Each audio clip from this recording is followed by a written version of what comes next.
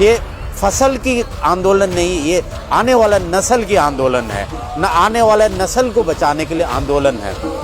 असम में आज के दिन पर जो चाय बागान, कम से कम 100-150 चाय बागान है। एक चाय बागान जो है करीब 50 किलोमीटर से लेकर के 100-150 किलोमीटर के दायरे में चाय बागान होते हैं। इसमें जो चाय बागान में जो मजदूर है वो तीसरी पीढ़ी के मजदूर है। वो पहले अपनी खेत में काम करते थे, आज वो उसी खेत में जो है मजदूर है। ये किससे इफेक्ट होता है? वो जो कॉन्ट्रैक्ट फार्मिंग का जो है, वो आने वाला जो कॉन्ट्रैक्ट फार्मिंग, जिस किसान कानून में जो 3 कानून सबसे खतरनाक कानून है, उसमें से जो कॉन्ट्रैक्ट फार्मिंग जो है उसके तहत वो जो है अपने खेत में आज मजदूर है, तीसरी पीढ़ी की मजदूर है। वो मजदूरी कितनी पाते हैं, दिहाड़ी कितनी है? 167। आज के इतनी महंगाई के दिन में 167 वो डेली वेजेस मिलते हैं। दोस्तों नमस्कार, मेरा नाम है हिजम राजेन, मैं असम से हूँ, मैं मूल निवासी असम का हूँ और मैं इस किसान आंदोलन से मैं काफ़ी दिनों से जुड़ा हूँ। जब पंजाब में रेल रोको आंदोलन पंजाब में चल रहा था, मैं उस समय से भी साथ जुड़ा हूँ, लेकिन उससे पहले असम में ये आंदोलन बहुत ज़ोर शोर से चल रहा था। शायद आप सबको मालूम होगा, अखिल गोगोई हमारा असम का एक किसान नेता है, युवा नेता है। उन्होंने इस आंदोलन, इसके संदर्भ में जो किसान की जो कई मुद्दे जो है वो लेकर के पिछले 3-4 साल से वो आंदोलन कर रहे थे।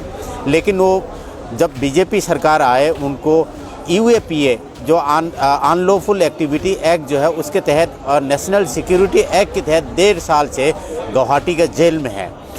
दोस्तों हमने बहुत कोशिश की उनको बाहर लाने की, कोर्ट की प्रतिक्रिया की, कोर्ट के द्वारा, लेकिन गुवाहाटी हाई कोर्ट ने सरकार, बीजेपी सरकार के दबाव में उनको बाहर नहीं आने दिया। उसकी एक कारण है कि असम में इलेक्शन हो रहा है, उनकी एक आवाज़ से लाखों लोग, असम के नौजवान युवा जो है उनके साथ जुड़ जाता है।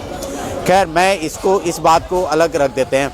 जो किसान आंदोलन में किस लिए किसान आंदोलन कर रहे हैं, हमारे जो नौजवान, हमारे जो असम की भाई, हमारे उत्तर पूर्वी की जो भाई है, जो हमारे जो साउथ इंडियन हैं, ये सब सिर्फ पंजाब की और हरियाणा की किसान आंदोलन न समझे, ये पान इंडिया के, ये फसल की आंदोलन नहीं, ये आने वाला नस्ल की आंदोलन है, न आने वाले नस्ल को बचाने के लिए आंदोलन है।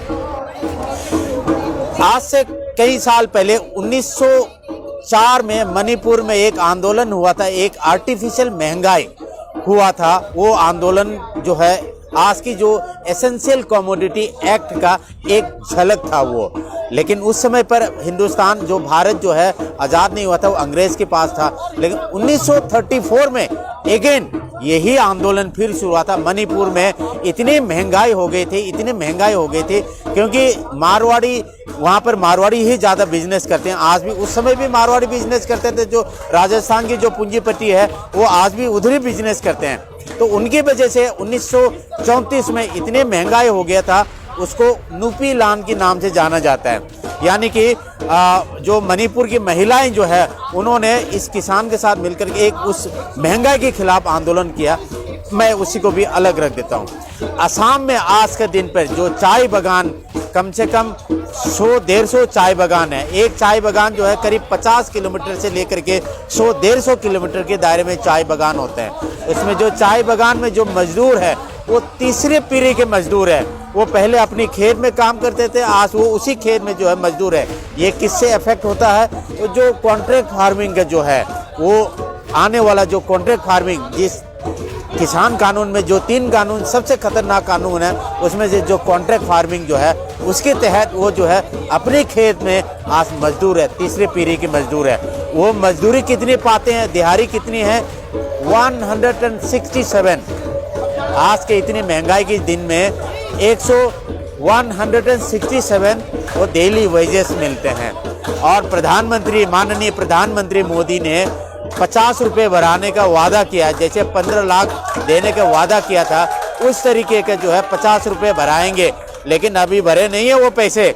तो आप ये समझिए कि जो असम में जो किसान जो है अपने खेत में मजदूर बने हैं, उस तरीके के जो है, जो हमारे जो उस तरीके से जो है हमारे जो किसान जो है करीब जो है 12 करोड़ 13 करोड़ जो 90 करोड़ जो किसान जो हम बोलते हैं, ये सारे किसान मजदूर और जो मध्यम वर्ग के लोग हैं, जो ऊंचे ऊंचे मकान में 12वीं मंजिल में 10वीं मंजिल में रहते हैं, 100 गज की फ्लैट में रहते हैं, 150 गज की फ्लैट में रहते हैं, जो लंबे लंबे कार चलाते हैं, काला काला चश्मा, लंबे लंबे टाई पहनते हैं, स्टाइल में मॉल में जाते हैं, वो सबसे पहले उनको इफेक्ट होगा इस कृषि कानून से। कैसे इफेक्ट होगा?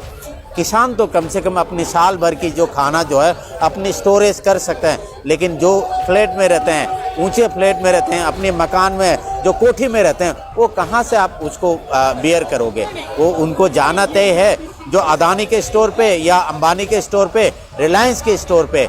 आपको मालूम है कि जो फार्म पिक नाम की जो है, जो हिमाचल से जो सेब आता है, उधर जो है हिमाचल में बड़ी मुश्किल से 15 रुपये किलो है, और दिल्ली में जो है एक पर्ची चिपकाने के बाद वो 165 रुपये केजी मिलता है। ये आने वाले समय पर जो है बहुत खतरनाक इस कानून से जो है लोगों को तबाह करने का आरएसएस और बीजेपी का एक क्रोनी कैपिटलिज्म की जो षड्यंत्र जो है ये बहुत खतरनाक है। इसलिए हमारा नौजवान और जो दिल्ली एनसीआर में जो बड़े शहर में जो रहते हैं, उन नौजवानों से हमारा अपील है कि आओ इस किसान आंदोलन में साथ दो। कल बैंक ऑफिसरों के स्ट्राइक है। आप ये बहुत मजेदार की बात सुनिए, कल बैंक स्ट्राइक है, बैंक ऑफिसरों का स्ट्राइक है प्राइवेटाइजेशन के खिलाफ, लेकिन उन्होंने कभी इस किसान आंदोलन के साथ नहीं दिया। हम उसको भी हम नकारते हैं, हम उनसे नाराज नहीं है। हम किसान जो है, हम उन सब की लड़ाई लड़ रहे हैं, उन टीचर की लड़ाई लड़ रहे हैं, उन किसान की लड़ाई लड़ रहे हैं, वो सरकारी बैंक ऑफिसर की लड़ाई लड़ रहे हैं, उन रेलवे मजदूरों की लड़ाई लड़ रहे हैं, हम उन MTNL BSNL की उन मजदूरों की लड़ाई लड़ रहे हैं। लेकिन वो कम से कम इधर साथ आए, साथ दें। जो कल जो आप बैंक में स्ट्राइक होंगे, मोदी सरकार एक एक को चुन चुन करके आपको अलग अलग करके आपके हक को ख़त्म किया जाएगा। लेकिन हम इकट्ठे होकर के लड़ेंगे तो मोदी सरकार को हम जरूर हरा सकते हैं। हम बैंक ऑफिसरों से हम अपील करते हैं, आपकी जो कल जो है बैंक ऑफिसर एसोसिएशन की जो बंद बुलाया गया, हम आपको समर्थन करते हैं। हम शारीरिक रूप से, धन से, मन से हम आपको समर्थन करते हैं, लेकिन आपको यहाँ आना पड़ेगा। सिंघू बॉर्डर आइए, तिगरी बॉर्डर आइए, हम जो उत्तर प्रदेश बॉर्डर में जो जहाँ पर जो है शाहजहानपुर बॉर्डर आइए, इस किसान आंदोलन का साथ दीजिए। ये फसल की लड़ाई नहीं है, आने वाला नस्ल को बचाने की लड़ाई है। शिक्षा के क्या हाल कर दिया, शिक्षा दिल्ली यूनिवर्सिटी के अंदर आपको सुन करके ताजुब होगा, दिल्ली यूनिवर्सिटी के अंदर रिलैक्सो की लेबोरेटरी लगा दिया गया है। रिलैक्सो यानी कि प्राइवेट कंपनी के लेबोरेटरी लग गए। अब उच्च शिक्षा में जो है सरकारी जो है उसको प्राइवेटाइज करेंगे, क्योंकि हमारा गरीब बच्चे जो है, किसान के बच्चे, अब वकील के बच्चे की भी हिम्मत नहीं रहेगा, या किसी बैंक ऑफिसर के भी हिम्मत नहीं रहेगा कि उनके बच्चे जो है वो सरकारी या किसी प्राइवेट स्कूल में या कॉलेजेस में पढ़े। हरियाणा, ये जिस स्थान पे जो हम बैठे हैं, हरियाणा के मेडिकल कॉलेज में सालाना MBBS की जो खर्चा जो है 10 लाख रुपए है। कौन सा माँ बाप जो है कितना पढ़ा सकता है? उन जो कॉरपोरेट के बच्चे वही पढ़ सकते हैं, हमारे आपके जैसे कि तो बच्चे नहीं पढ़ सकते।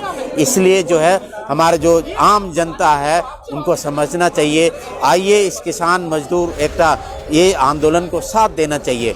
दूसरा चीज़ जो अब ये समझ रहे कि ये सिर्फ किसान की लड़ाई है या किसी मजदूर की लड़ाई है, ये किसान मजदूर की लड़ाई नहीं है। आने वाला नस्ल, हम फिर आपको रिपीट करके बता रहा है, ये आने वाला नस्ल की लड़ाई है, फसल की लड़ाई नहीं है, नस्ल बचाने की लड़ाई है।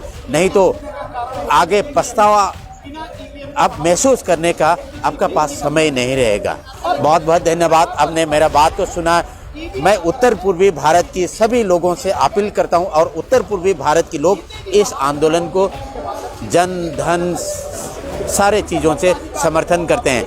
अभी रेलवे से जो पैसेंजर ट्रेन चले नहीं है या आम जो ट्रेन है वो नहीं चले, उसकी वजह से यहाँ पर इतना मौजूदगी उत्तर पूर्वी भारत के नहीं हो पाया। लेकिन 26 जनवरी को शाहजहानपुर बॉर्डर में 150 लोग आए थे, और उसमें जब वापस गया एयरपोर्ट से 2 लोगों को पकड़ के जेल में डाल दिया गया, असम से मजदूर जो किसान समर्थन में जो आए थे। बहुत बहुत धन्यवाद। मेरा नाम हिजम राजेन, मैं किसान मजदूर एकता इसकी जो संयुक्त किसान मोर्चा जो है इसमें मैं लगातार मैं पंजाब से साथ चल करके आया हूँ। मैं हर रोज़ तो नहीं आ सकता क्योंकि सारे मोर्चे में एक एक दिन जाना पड़ता है, इसलिए तीसरे या चौथे दिन मैं यहाँ पहुँचता हूँ। बहुत बहुत धन्यवाद, शुक्रिया। खुरमजरी यानी कि मणिपुरी भाषा में इसको नमस्ते कहते हैं। धन्यवाद।